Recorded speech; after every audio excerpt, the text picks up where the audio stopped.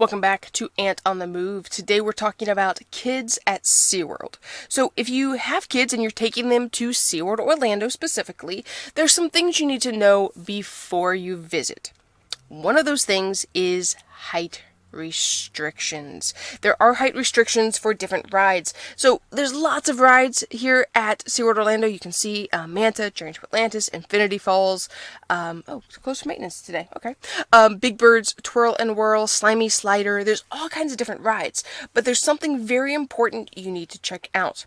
There are height restrictions for many of these rides. What you can do is you can come through and look here on the website at the different rides, and I believe if you click on each of them, it'll give you the height restriction. So let's say Big Bird's Twirl and Whirl, which is in the Sesame Streetland, which is perfect for kids. I believe it tells you, right here, it tells you the minimum height is 36 inches. So this is something you need to consider because kids are going to be excited. They're like, yay, SeaWorld, woohoo, I get to go. And they're going to be excited. There's things they're going to want to do.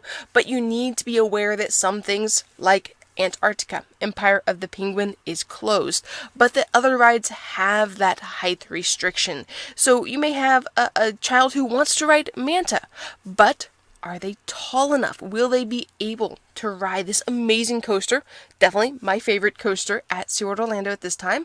Will they be tall enough? They need to be 54 inches to ride Manta. It's an extreme ride. It is a great family ride, but it is 54 inches. So you need to be aware of that and make sure your child is tall enough before you go.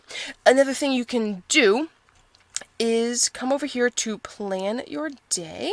And on the park map, I'm going to try to show you the best that I can where this is located. So, when you enter the park, this is the park entrance right here. This is the way things are set up right now.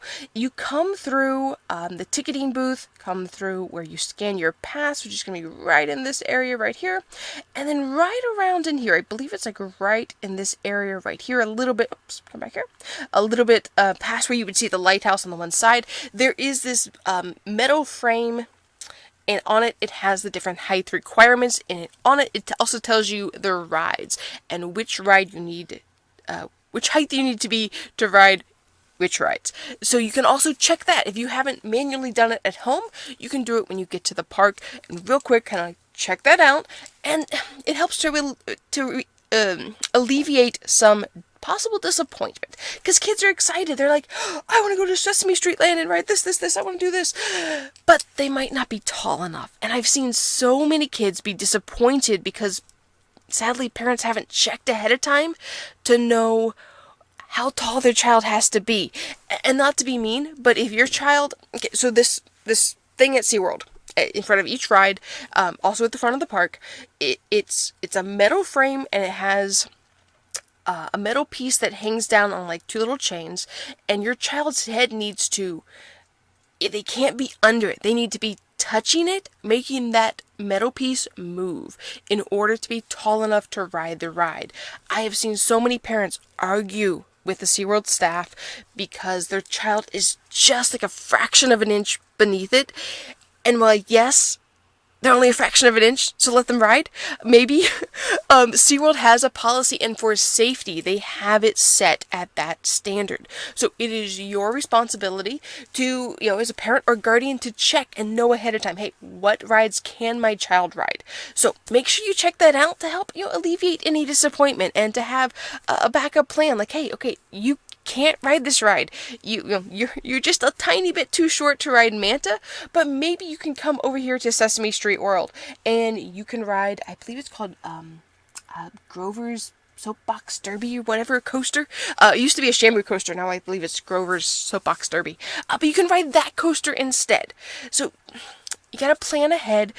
Many kids might want to go ride the Sky Tower. They may want to be able to come right here and ride this cool, amazing tower, which is 400 feet tall, but it's closed right now. So that's another thing, is knowing ahead of time what rides are open, which rides are closed, so that you don't deal with as much disappointment. Because I know it's sad. You want to come, you want to do something, and then you find out, oh, it's closed today, or we can't do this. So being aware, kind of trying to check ahead, will help alleviate a lot of disappointment. Now, on on the opposite side, what can kids do? So there's lots of cool things for kids to do at SeaWorld Orlando. It's not just rides even, but if you're talking rides, head over to Sesame Street World. Even if your kid, or Sesame Streetland, sorry. Even if your kids aren't the biggest fan of Sesame Street, there's lots of cool rides. There's Big Bird's thing that goes in circles. There's a train ride. There's a really cool sea carousel, which I still haven't ridden because no one wants to ride with me. But someday I will. But there's all kinds of cool Sesame Street rides over there. I checked them out recently. They look really cute. A lot of fun. So head over there. The lines usually aren't super long, at least not right now.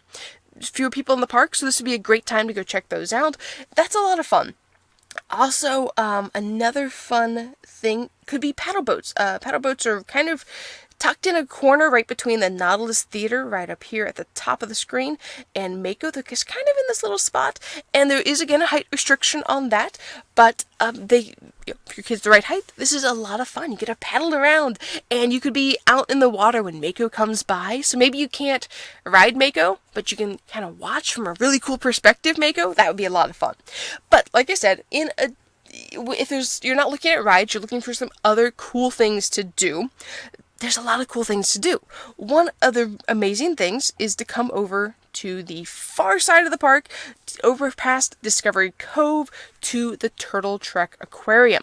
Now it gets a little confusing. It's not the signage isn't always the best, and it's a little confusing.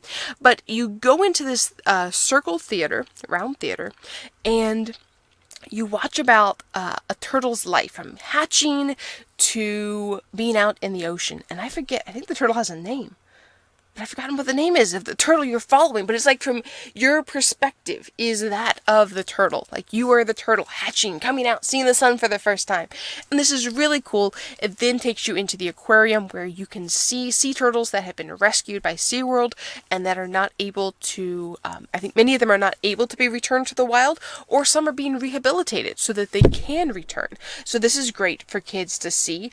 Another fun thing that many kids are liking to do is the Stingray Lagoon, where you get to not only touch stingrays, but you also get to feed them, which is really cool. I mean, how often do you get to feed a stingray? Speaking of feeding animals, though, there's lots of ways you can interact and feed animals. So we have the Stingray Lagoon. You get to feed them there. You can, it's a little more complicated than it used to be, but you can go to the dolphin encounter. I think this is something you may have to book ahead of time. I would check the website on that. But you get to feed dolphins, which is really cool. You don't need to book anything in advance to feed the stingrays. I believe over here also at the sharks, you can also, up here right past Sea Lion and Otter Stadium, is the shark encounter. And there are some sharks there that you can feed. They're not huge, gigantic sharks. They're small ones, but you can feed them there. And then also at Pacific Point Preserve, the sea lions. The sea lions are always hungry. There's always one barking really loudly for food. So you can have a lot of fun. Get some great pictures of kids feeding a fish there. One point to remember, because this will disappoint many a child: don't let them hold on to the fish for a long time. There are birds watching, and these birds will swoop in and grab the fish from your hands. So, not that you're trying to rush, but keep kind of the fish, maybe have an adult hold the box of fish that you're going to get, and have the child kind of quickly toss the fish so that it doesn't get swiped out of their hand, because those birds are aggressive over there. I have seen them. So there's 3 places you can feed animals. Is there any others? I think those are the only 4. So it's Pacific Point Preserve, the Shark Aquarium, not the manta, the dolphin encounter, and the Sea Ray Lagoon. You can feed animals there, which is a lot of fun. There's also all kinds of cool aquariums. So, also underwater viewing. If you want to see the dolphins underwater, check that out. So this is going to be, it's kind of along this path right here, and then I don't know if it's right here or right over here, but there's a spot where underwater you can see the dolphins, unless that's been closed recently.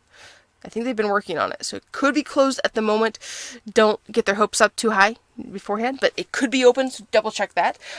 Then over here by Manta, It's a really cool aquarium. There's a spot where you can kind of peek your head out from underneath the aquarium, and it's just really cool. And then there's aquariums overhead. It's an amazing aquarium. You gotta go check that one out. Of course, the sharks. Hang on, sharks.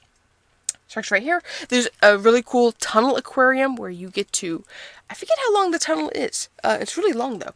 And you get to go through this tunnel tube and see the sharks floating overhead. Definitely something, if you have a shark enthusiast in the family, you should do, and probably do it twice because it's a lot of fun.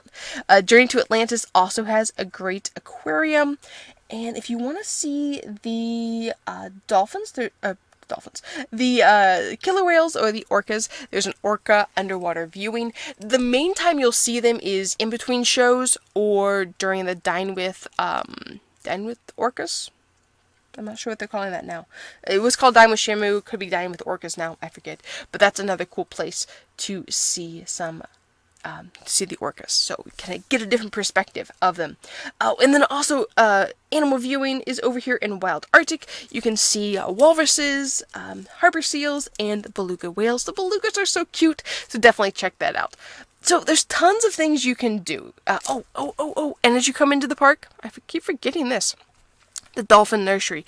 Right now there is a baby dolphin at the Dolphin Nursery. Baby being, I think he's almost a year old now. But still, it's very cute. You get to check out the dolphin. A lot of fun. And then right along this path as you're headed to Key West, you can see the flamingos. It's right across from Manta, so if you're waiting on someone to ride Manta, check out the flamingos, because you'll be feeding, kind of popping their heads up. You can look around. So, a lot of cool things to do. Alright, so what else should you do with kids? Oh, there are meet and greets. So it's not as much right now because of things that are happening in the world, but many times at like the front of the park, like right in this area, right in here, there will sometimes be meet and greets with different characters like Shamu, but more likely you're going to find meet and greets over in Sesame Streetland. You can see Grover, I think, occasionally, Elmo, so forth. So there's different spots where they have those meet and greets, and I think there's a parade normally, but right now, because of circumstances, they're not doing that parade, because it is a very tight area through there, so to keep it distancing, they're not doing it. But there's lots of cool things. You would definitely check out the different shows. That's something kids can enjoy. They get to see animals interacting in ways that are very natural, but also very entertaining. If you're going to like the Sea Lion and Otter Stadium, the Dolphin Theater is amazing too. The show about the dolphins and seeing how fast they move, how they perform, it's very cool. So lots of things to see at SeaWorld Orlando if you're coming with kids. Just make sure that those expectations aren't too high. Make sure that you are conveying what your child can or cannot do, so you don't end up with a meltdown or disappointment when they're there. Another quick fact, if you're talking about kids, bringing kids, over in the Sesame Streetland is there's a very nice restrooms over there, but there's also the first aid station is in that area. Oh yeah, the green right here. That is the first aid station. So if you get a cut or a scrape, head over there. Or if a child does get hurt, and I've seen this happen, a little boy was ahead of me in line one day for something, I forget what it was now, and he scraped his leg on the rocks. Just pull aside an ambassador, a SeaWorld ambassador, let them know, hey, my kids scraped their leg, whatever, and they will try to get someone from first aid to actually come to your location and help you out. So you don't have to run all the way to first aid. They're there. They can help you out if you just let them know, hey, we need some help here. I forget, there's something else. Oh, there's also a quiet room if you have a child who deals with, being overly stimulated, issues like that. There is a spot for a quiet room. They're calling it there at the Sesame Streetland as well. And also a great place to kind of calm down, it's a little bit more relaxed, is of course the Pass Member Lounge. If you are a SeaWorld Pass member, this is a great place also to kind of come, cool down, relax, not as much happening, so a good place to do that as well. So, that's SeaWorld. lots of great things for kids to do, whether it's rides, animals. There's also great food. I didn't even go into food, but there's lots of things for kids to see and do at SeaWorld Orlando. You can keep them very busy. Just don't overplan their day. Keep it, you gotta know what your kid can handle. Maybe you want them to see everything and do everything in a day, but that might be a little overwhelming for them. So plan it so that they get the most enjoyment out of it, and that you also, as the parent or the guardian, you get the most enjoyment out of your time at SeaWorld as well. So, thanks for watching. If you have any comments, please post them down below. Let me know. And if you have any questions, I'd be happy to do my best to answer any of those questions as well. So, thanks for watching. Tune in next time for the next Ant on the Move video.